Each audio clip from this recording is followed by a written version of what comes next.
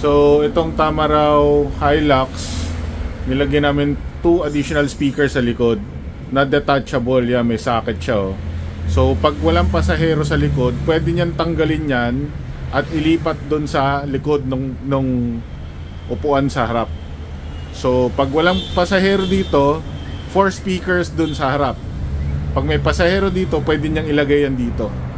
May abang yung stock ng radyo ng Tamaraw pero wala lang socket. So maghahanap lang kayo ng socket for the rear speaker output. So may option kayong ilagay yung speaker sa front cabin, ilagay dun sa likod ng sandalan na ganyan. Tapos detachable siya, may plug. Bibili lang kayo ng socket nung rear speaker output nitong radyo. Meron niyang abang. So socket lang kailangan nyo, takbo kayo ng bagong wiring for the rear. So itong radyo ng Tamaraw Hilux, meron tong rear speaker output, ito. Pero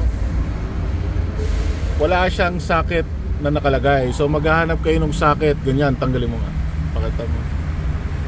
Maghahanap kayo ng socket na ganyan para magkaroon ng rear speaker output. Sige, saksak na ulit. So ito yung reason bakit yung Pioneer na shallow speakers ang nilalagay ko sa Tamaraw. Kasi kung deep basket yung 6-inch na ilalagay nyo, pwede naman. Kaya lang gagawa pa kayo modification para iangat siya.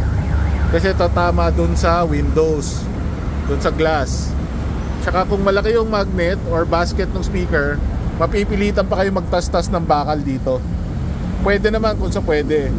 Kung mas malaking speaker, magmo-modify lang, mas malaking modification. Tas ng bakal, palalakihin nyo to, tas gagawa pa kayo ng spacer dito or padding para umangat siya at hindi tumama dun sa glass ng door.